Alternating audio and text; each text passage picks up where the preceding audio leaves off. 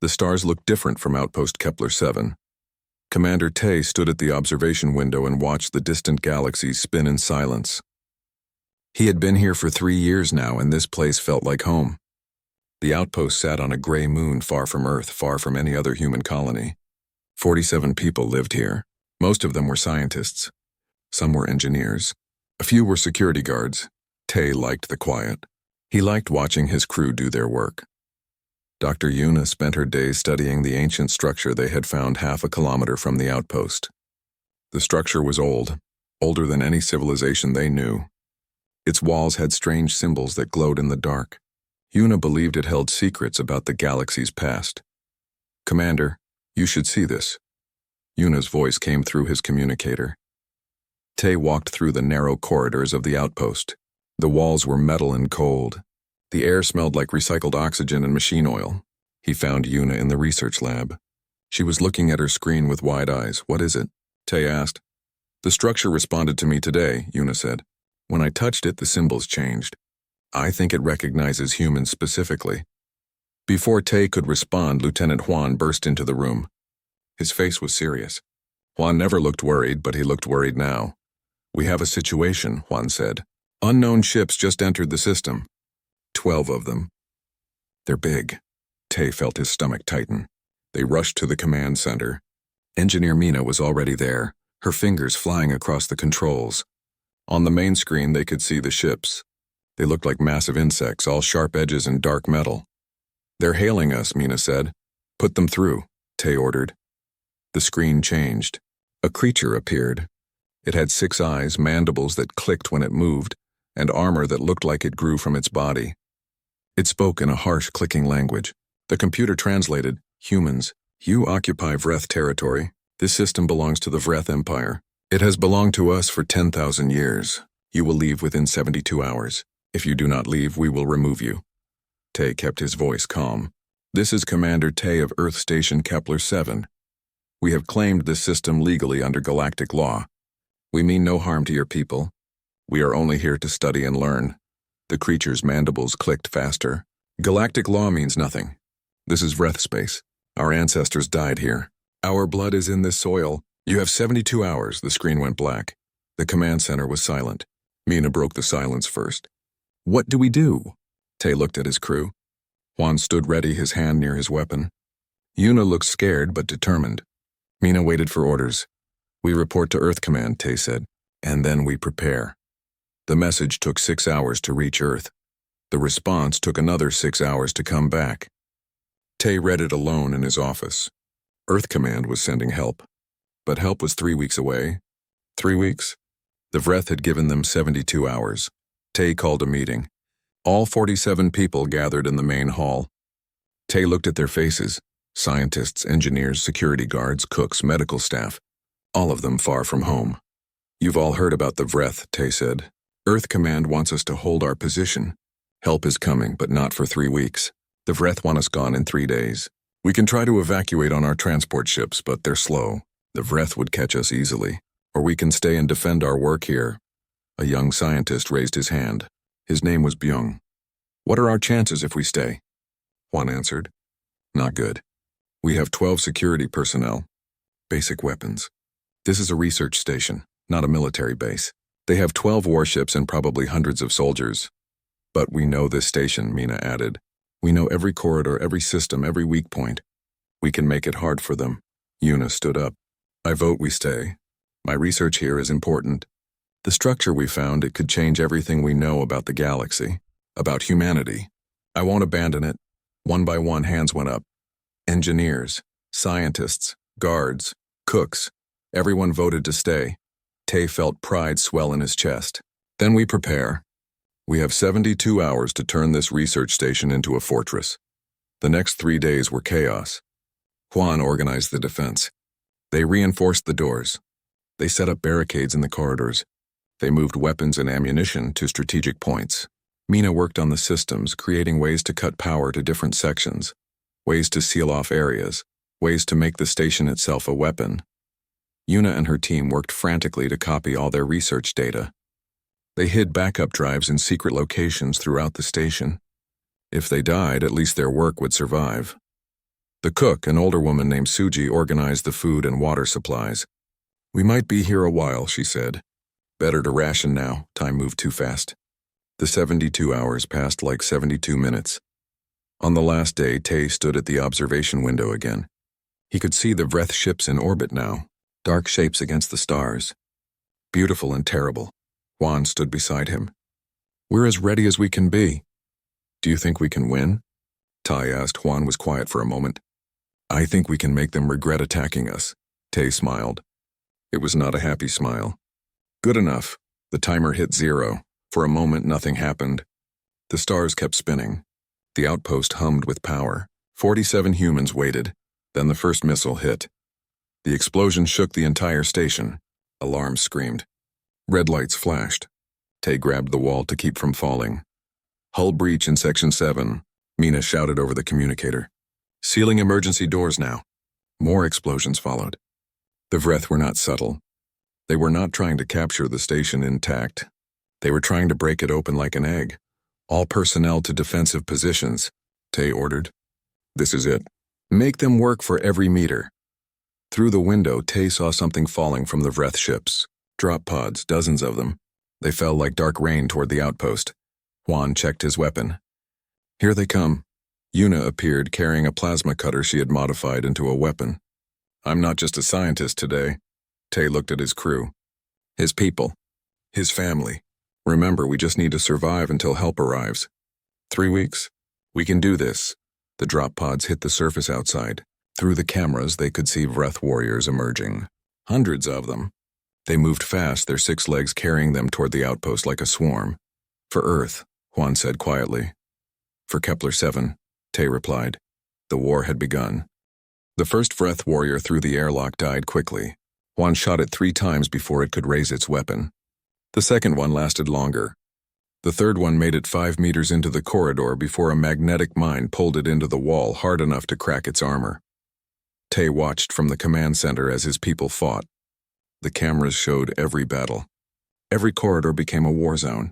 The Vreth were strong and fast, but humans were clever. They used the station itself as a weapon. "Mina, seal Section 4, Juan shouted into his communicator. He was firing around a corner, keeping a group of Vreth pinned down. Mina's fingers danced across her controls. Heavy doors slammed shut, cutting off the Vreth's advance. Then she did something clever. She cut the gravity in that section. The Vreth warriors floated helplessly, their 6 legs useless without ground to push against. Juan's team picked them off easily, but there were so many. For every Vreth they killed, 5 more came through the breaches in the hull. "We can't hold the outer sections," Juan reported. "We need to fall back." "Do it," Tay ordered. "Everyone to the central core. Execute Plan Delta." Plan Delta meant collapsing the western wing. Tay hated the idea. That wing held the living quarters, the recreation area, the greenhouse where they grew fresh food, but it would also trap dozens of Vreth warriors and buy them time. "Mina, are you ready?" Tay asked. She looked pale. Her hands shook, but her voice was steady. "Ready, Commander?" "Do it." Mina pressed the sequence. Nothing happened for 3 seconds. Then the supports gave way. The western wing folded like paper. Metal screamed. Explosions rippled through the corridors as fuel lines ruptured. Through the cameras, Tay watched Vreth warriors disappear under tons of debris. It was terrible. "It was necessary. All personnel report," Tay called out. One by one, his crew checked in, but not everyone answered. 4 names stayed silent. 4 people who did not make it to the central core in time. Byung, the young scientist. Quan, a security guard. 2 engineers named Dongho and Jusu. "Gone. Seal the core," Tay said quietly. "We hold here." The central core was smaller than the rest of the station. Only 30 rooms and a network of tight corridors. But it was built to survive anything. Triple thick walls, independent life support, its own power generator. They could hold here for weeks if needed. 29 people left now. 29 humans against hundreds of Vreth. Days blurred together. The Vreth surrounded the core completely. They tried to break in. They used cutting lasers, explosives, even acid that ate through metal. Each time they made progress, humans pushed them back. Juan's security team knew every angle, every blind spot. They made the Vreth pay for every centimeter. Yuna barely slept. When she was not fighting, she was studying the data from the ancient structure. "There's something here," she kept saying. Something important. On day 3, the Vreth changed tactics. They stopped trying to breach the core. Instead, they just waited. They surrounded it. Trapped it. "They're going to starve us out," Juan said. "We have enough food for 2 more weeks," Suji reported. The old cook had turned into a logistics expert. "Water for 3 weeks if we're careful." Tay did the math. Help from Earth was still 18 days away. They might just make it. On day 4, things got worse. A Vreth ship in orbit fired a focused beam at the ancient structure. Yuna screamed as she watched her life's work turn to slag and dust. "Why?" she cried. "Why destroy it?" Tay understood. "They want to break our will. They want us to know that even if we survive, we'll have nothing to show for it." But the attack on the structure did something the Vreth did not expect. As the ancient walls melted, they released a pulse of energy. It washed over the outpost like a wave. For a moment, every human felt something, a connection, a memory that was not theirs, a feeling of belonging. Yuna felt it strongest. She collapsed to her knees. "It was human," she whispered. "The structure. It was built by humans, ancient humans. We've been here before, long ago. No one knew what to do with that information. They were too busy surviving." On day 5, communications went completely dark. The Vreth had destroyed their last antenna. Now they could not even send messages. Earth would not know if they were alive or dead. A security guard named Sunho took a bad hit during a fight near the water recycling room. The Vreth weapon burned through his armor and into his chest. They got him to medical, but there was not much the doctor could do. He died that night holding Suji's hand. 28 left. On day 6, the Vreth commander sent a message. They used a speaker drone that floated outside the core's main door. "Humans, you have fought well, but you have lost. Surrender now. We will let you live. We will put you on ships and send you back to Earth. You have my word." No one believed him. "And if we don't surrender," Tay asked, "then we will break through your walls. We will kill you all. You have delayed the inevitable for 6 days, but it ends now. We have brought heavy equipment. Your core will fall in hours." The communication ended. Tay looked at his people. They looked back, tired, scared, but not broken. A botanist named Sora spoke up. She was quiet usually, almost invisible among the others. Now she stepped forward.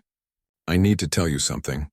Before I came here, before I became a botanist, I was in Special Forces, Earth military. 13 years. Everyone stared. I left because I was tired of fighting," Sora continued. "I wanted to grow things instead of killing things. But I remember my training, and I have an idea. It's dangerous.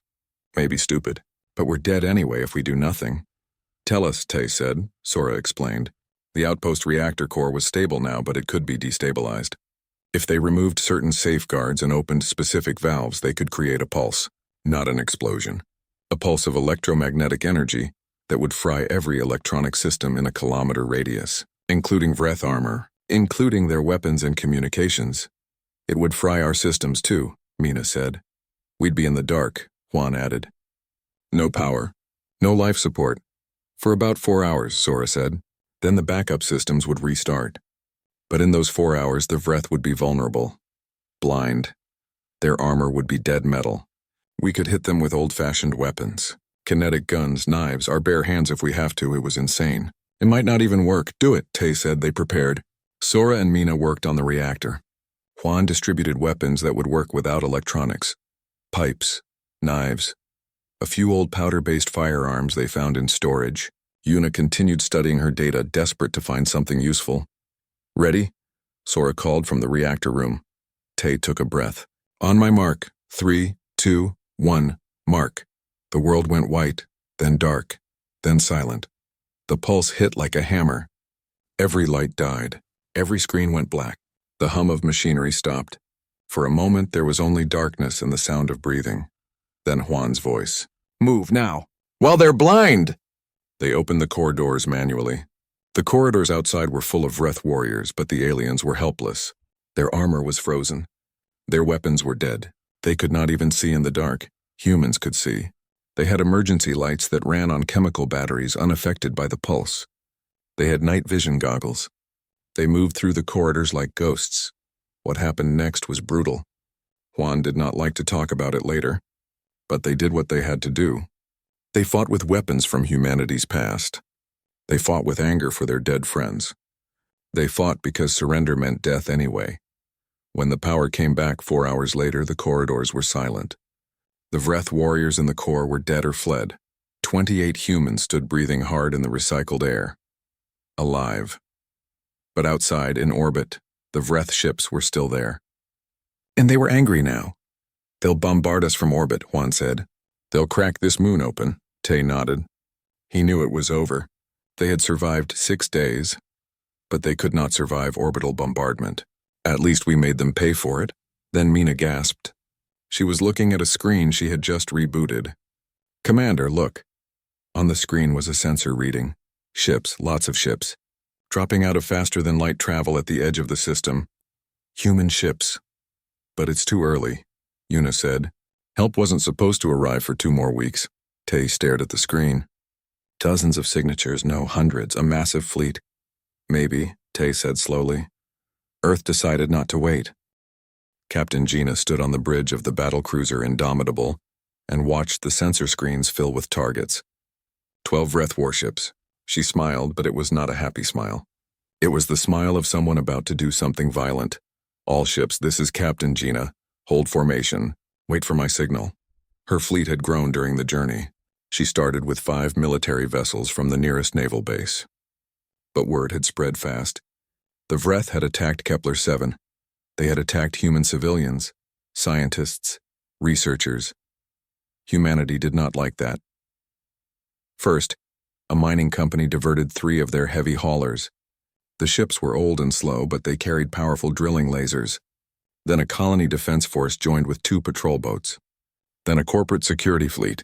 Then private ships, rich people in yachts, poor people in cargo haulers, anyone who could fly and fight. Now Gina commanded nearly 200 vessels.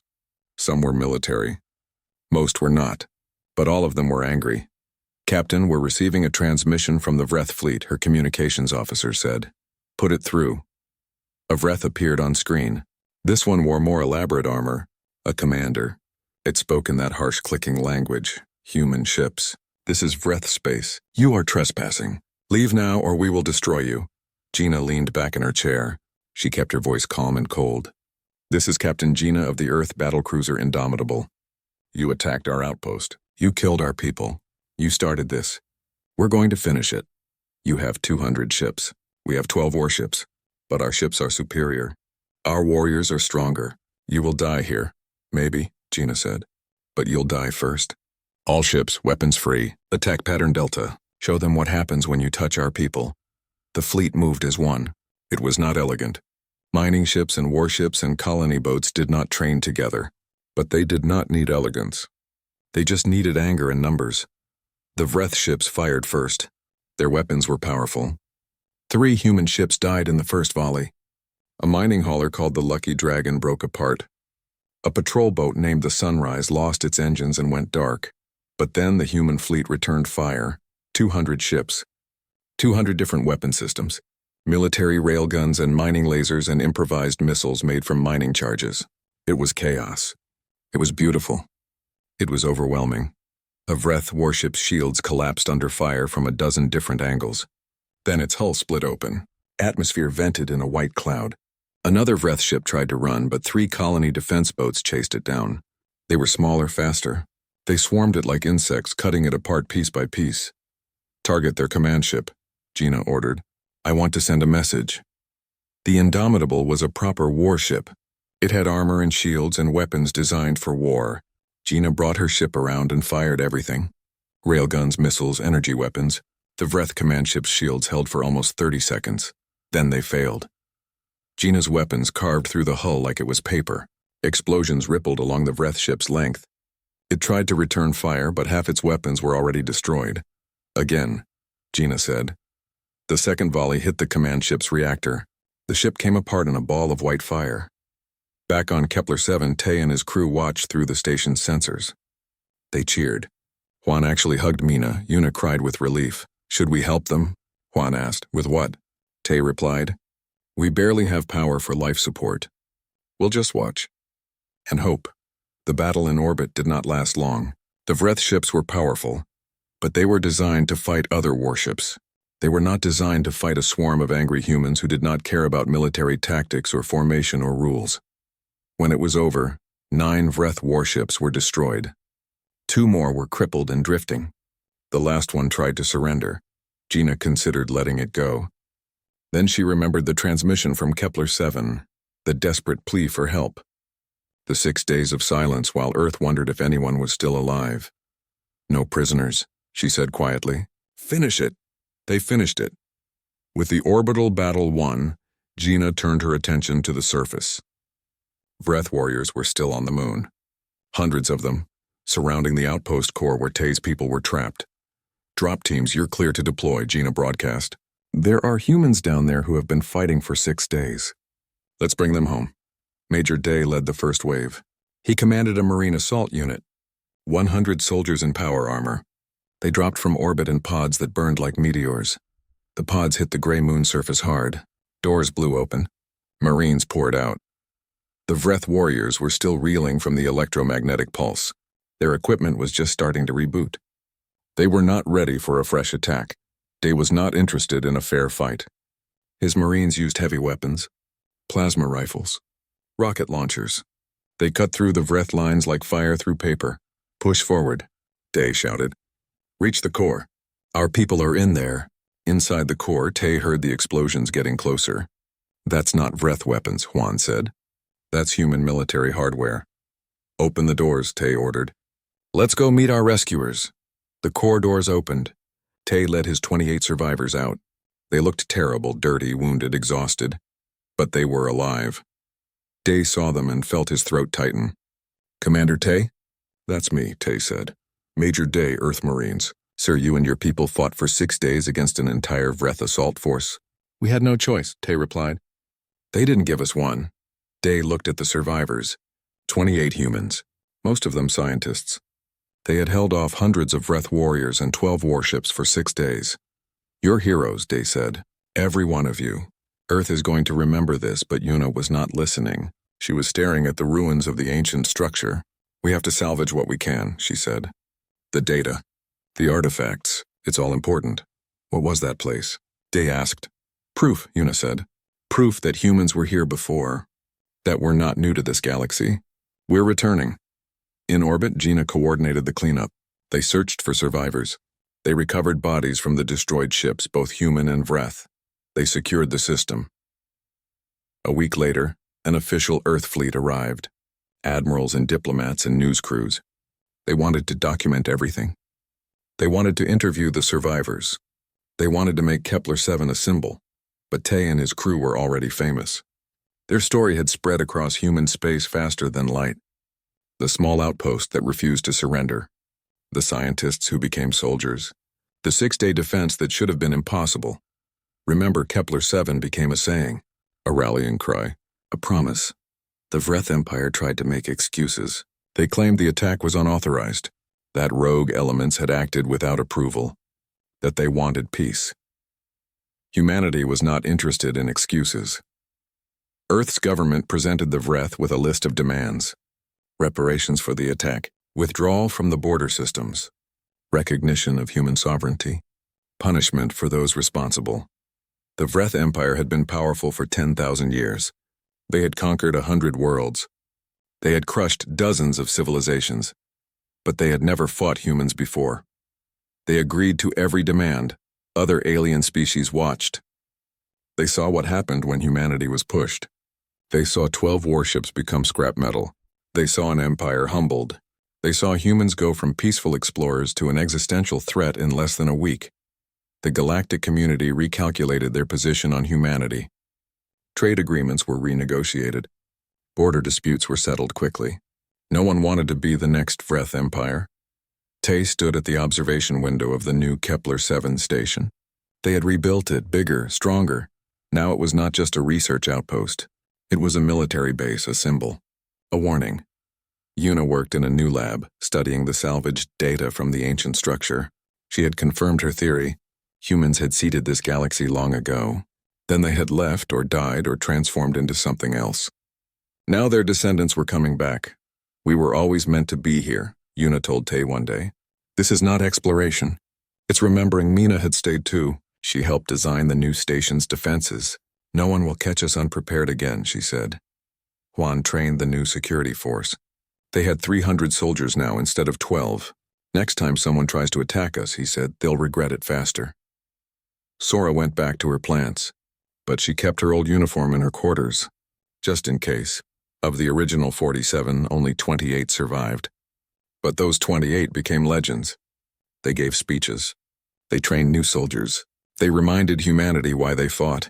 Captain Gina was promoted to admiral. She commanded the new Frontier Defense Fleet, 50 warships dedicated to protecting human space. We're not conquerors, she told her officers.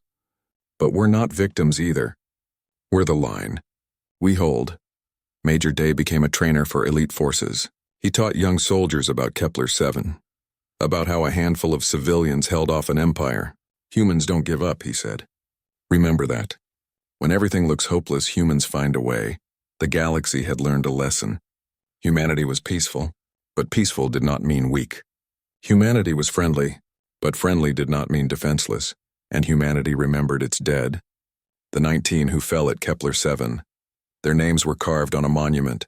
Byung, Quan, Dongho, Jisoo, Sunho, and 14 others. They had died defending knowledge, defending each other, defending the idea that humans had a right to be in the stars. The Vreth military commander, whose name translated to Sharp Edge, watched his fleet die from his command ship's bridge.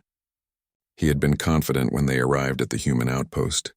12 warships against 1 research station. It should have been simple. It should have taken hours. Instead, it had taken 6 days.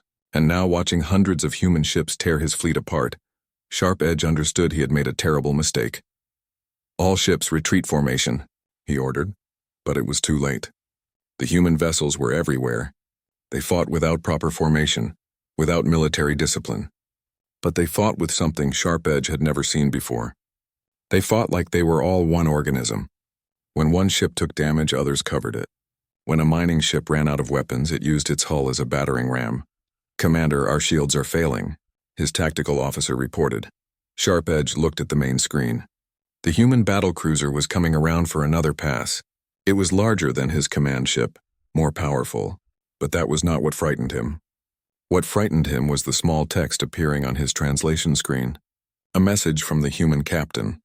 You wanted humanity's attention. You have it. Then the world exploded.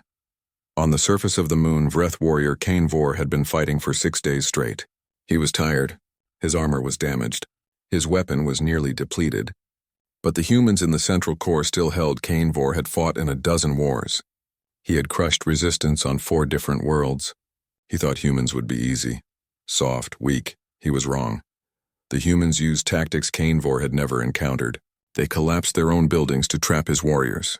They cut gravity and atmosphere without warning. They used old chemical weapons, kinetic weapons, even sharpened pipes when their modern weapons failed. And they never stopped. No matter how many Vreth pushed forward, the humans pushed back. Then the electromagnetic pulse hit. Kane Vor's armor froze. His weapon died.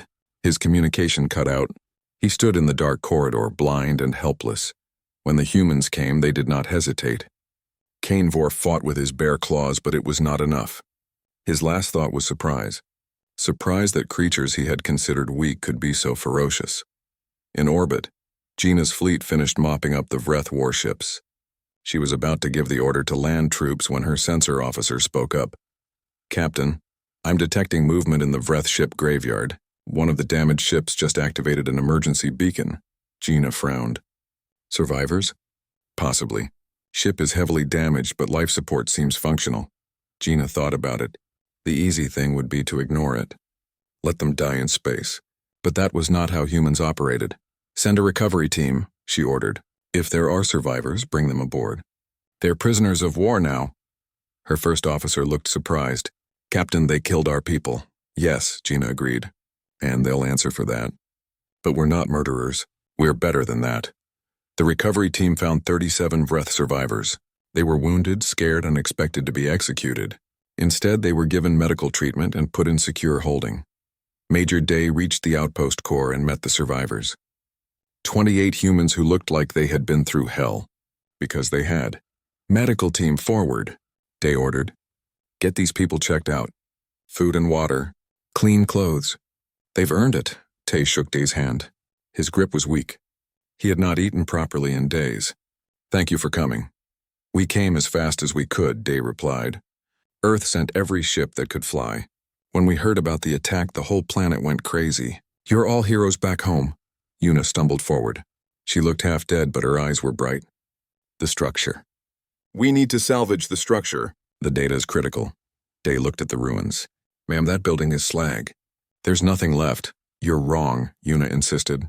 I hid backup drives all over the outpost. Protected vaults. Radiation-shielded containers. The knowledge survived even if the structure didn't. Day assigned a team to help her search. Over the next 3 days, they recovered 17 backup drives. Each one contained years of research, information about the ancient structure, about humanity's forgotten past. Juan worked with Day's Marines to clear the remaining Vreth from the outpost. Most were already dead from the pulse or the fighting. A few surrendered. Juan was surprised to find he felt sorry for them. They were just soldiers following orders. Like he had been once. What happens to them? Juan asked Day. Prisoner exchange probably, Day said. We're not barbarians. They'll go home eventually. Mina explored the wreckage of the Vreth ships that had crashed on the moon's surface. The technology was impressive. Different from human designs, but not better. Just different. Could we learn from this? She asked one of the Earth engineers. Maybe, the engineer replied. But honestly, I think we're better off with our own tech. We understand it. We can fix it. We can improve it. This Vreth stuff is like trying to learn a new language. Sora returned to what was left of the greenhouse. It was destroyed. Her plants were dead. She sat among the ruins and cried for the first time since the attack began. A young Marine found her there. His name was Junho. Are you okay, ma'am? Sora wiped her eyes. I grew those plants from seeds. Some of them were 5 years old. I talked to them every day. Junho sat down next to her. My mom has a garden back on Earth. She says plants remember kindness. When this is over, you can start again. The plants will remember. Sora smiled despite her tears. Maybe you're right. Over the following weeks, more ships arrived from Earth. Official military vessels. Diplomatic ships. News crews wanting to document everything. They interviewed the survivors. They recorded the damage. They counted the bodies. 19 humans had died defending Kepler-7. Hundreds of Vreth warriors had died attacking it. 12 Vreth warships were destroyed. 5 human civilian vessels were lost in the orbital battle. The numbers seemed small compared to wars in history, but they represented something bigger. They represented the moment humanity showed the galaxy who they were. Admiral Kang arrived to take command of the sector. He was an old soldier, gray-haired and serious. He met with Tay privately. You did well, Commander, Kang said. Better than anyone had a right to expect. We lost 19 people, Tay replied. I lost 19 people. You saved 28, Kang countered. Against impossible odds. That's not failure. That's a miracle. It doesn't feel like a miracle. Kang poured 2 glasses of whiskey. He had brought it from Earth specifically for this meeting. It never does. But history will remember this differently. You held the line. You showed the galaxy that humanity doesn't break easily. Other species are already changing how they deal with us. Trade agreements, border treaties, diplomatic relations. All because 47 scientists refused to run. Tay sipped the whiskey. It burned going down. What happens now? Now we rebuild, Kang said. Bigger, stronger. Kepler-7 becomes more than an outpost. It becomes a fortress, a symbol. A warning to anyone who thinks humans are easy targets. And the Vreth? They're negotiating. They want peace. They're offering reparations, territory concessions, technology sharing. The politicians on Earth are having a field day. Do you trust them? Tay asked. Kang shrugged. Trust is earned over time. For now, we verify everything. We keep our guards up. We stay ready, but we're not starting wars. We're just making sure everyone knows the cost of attacking us. The diplomatic negotiations took months. The Vreth Empire was humiliated. They had lost ships, warriors, territory, and reputation. They blamed Sharp Edge, the commander who had ordered the attack. He was executed by his own people as a scapegoat. But Earth was not satisfied with a scapegoat. They wanted guarantees. They wanted the Vreth to pull back from 5-star systems. They wanted compensation for the families of the dead. They wanted formal recognition of human sovereignty over contested space. The Vreth gave them everything. Other alien species watched carefully. The Torvin Collective, who had been aggressive in trade negotiations, suddenly became accommodating. The Relkoth Harmony, who had refused to recognize human colonies, sent a formal apology and a treaty proposal. The Sen Federation opened their borders to human ships for the first time in 50 years. Everyone understood the message. Humanity was peaceful. Humanity was reasonable. Humanity preferred cooperation, but humanity would fight. And when humanity fought, they fought to win.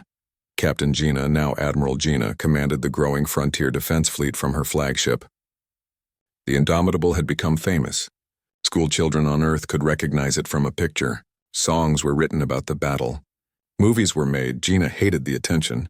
She was a soldier, not a celebrity, but she understood its importance. We need to show strength, she told her officers. Not because we want to fight, but because we want to prevent fights. Fear is not the goal. Respect is. Major Day trained a new generation of soldiers. He brought every new recruit to Kepler-7, made them walk the corridors, made them see where civilians held off an army. This is what we defend, he told them. Not territory, not resources. People. Human beings who just wanted to study and learn. They didn't want to fight, but when they had to, they did. That's what we're protecting. The right of humans to exist peacefully among the stars. The monument to the 19 dead was finished on the first anniversary of the attack. It stood outside the new Kepler-7. 2 years passed. Kepler-7 was no longer just an outpost. It had become a city. 3,000 people lived there now. Soldiers, scientists, engineers, families. The gray moon that once held 47 isolated researchers now hummed with life. Tay still commanded the station. Though he had been offered promotions that would take him back to Earth, he refused them all. "This is where I belong," he said. "This is where we made our stand. I won't abandon it now." Yuna had made her breakthrough. The data from the ancient structure told a story. Millions of years ago, humans had traveled the galaxy. They had built wonders. They had reached heights of technology and civilization that modern humanity could barely imagine. Then something happened. A catastrophe, a choice, a transformation. The ancient humans had vanished, leaving only ruins and mysteries. "We're not explorers," Yuna said during a presentation to Earth's scientific community. "We're children returning to our parents' home. This galaxy is our birthright.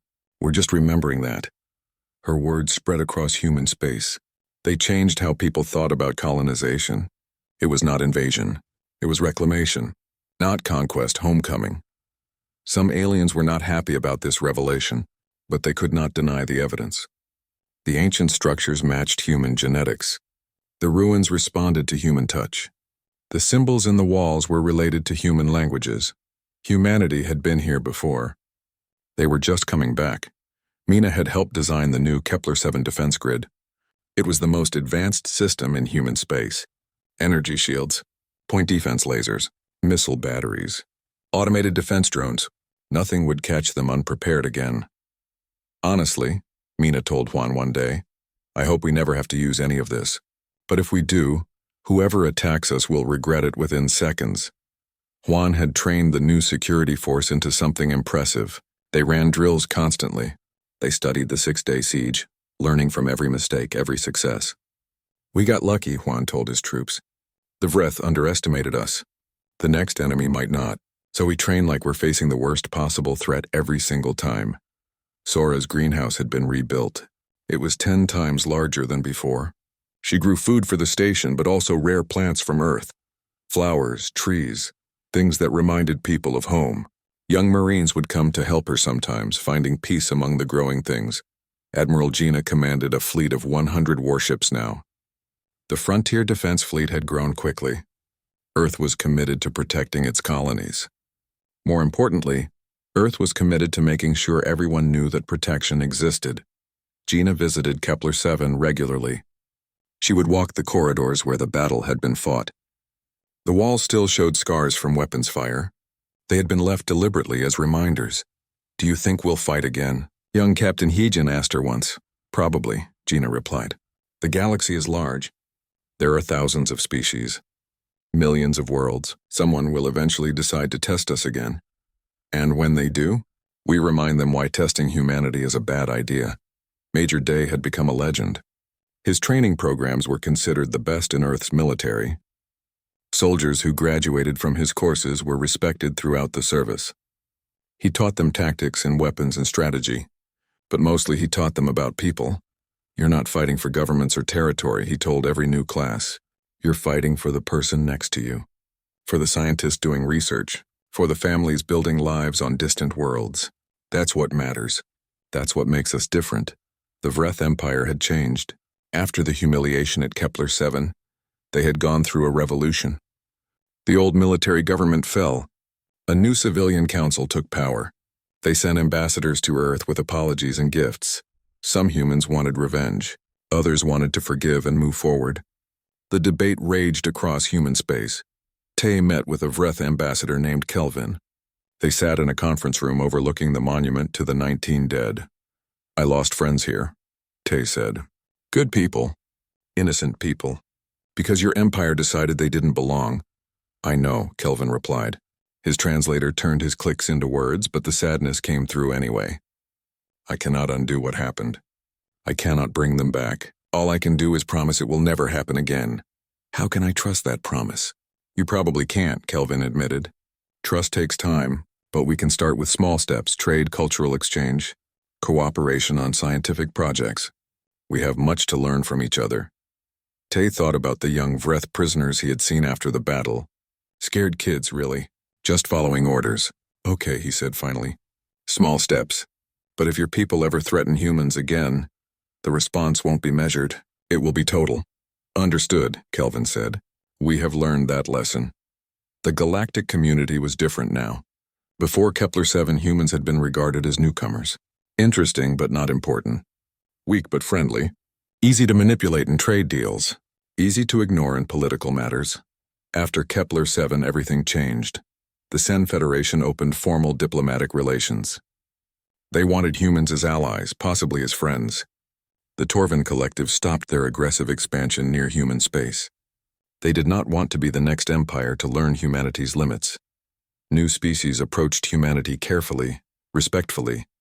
They requested permission before entering human space. They offered fair trade deals. They acknowledged human sovereignty without argument.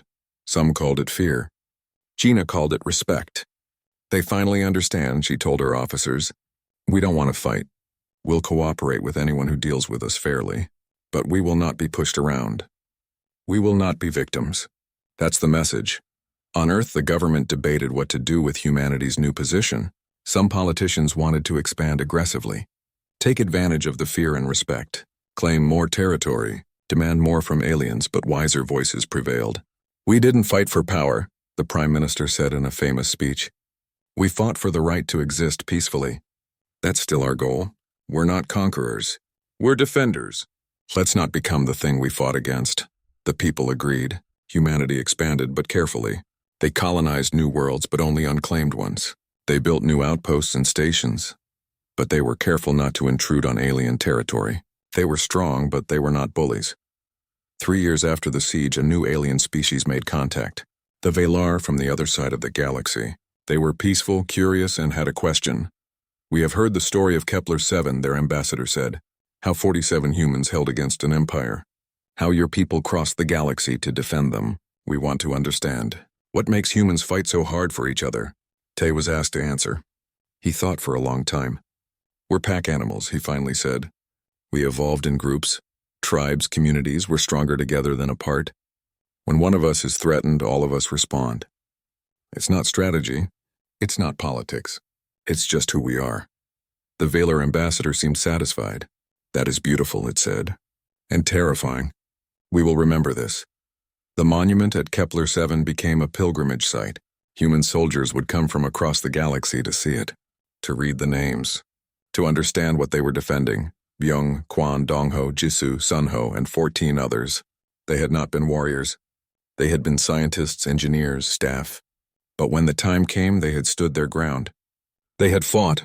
They had died so others could live. Do you think they knew? Yuna asked Tay once, standing before the monument. Do you think they knew how important they would become? No, Tay said. They just knew what was right. They knew running meant abandoning everything. So they stayed. They fought. Not for glory or fame, just because it was the right thing to do. That's what makes it matter, Una said. They were ordinary people doing extraordinary things. 5 years after Kepler-7, humanity controlled 300 star systems. They had colonies on 1,000 worlds. They had alliances with 12 alien species. They had turned from newcomers to major players in galactic politics, but they had not forgotten where they came from. Every ship carried the story of Kepler-7 in its database. Every soldier learned about the siege. Every diplomat knew the names of the 19. Admiral Gina retired eventually. She was old now, tired, but she visited Kepler-7 one last time before she left the service. She walked the corridors alone, touched the scarred walls, stood before the monument, remembered the young captain she had been, leading a desperate fleet to save desperate people. "We did good," she said to the names on the wall. "You held, we came. Humanity survived. Thank you." Tay was there watching from a distance. He approached quietly. "Ready to go home, Admiral?" "This is home," Gina replied. "For all of us. The whole galaxy. We're just figuring that out." "The ancient humans knew it," Tay said. "They traveled the stars long before we did. They left marks everywhere, ruins, structures, messages they wanted us to remember. Do you think they knew we'd come back? I think they hoped we would. And we did. Slowly, carefully, but we made it." They stood together in silence, two old soldiers looking at the stars through the observation window. The galaxy looked peaceful from here, beautiful, but they both knew it was not truly peaceful. It never would be. There would always be threats, always be dangers, always be someone who decided to test humanity's limits, but humanity would be ready.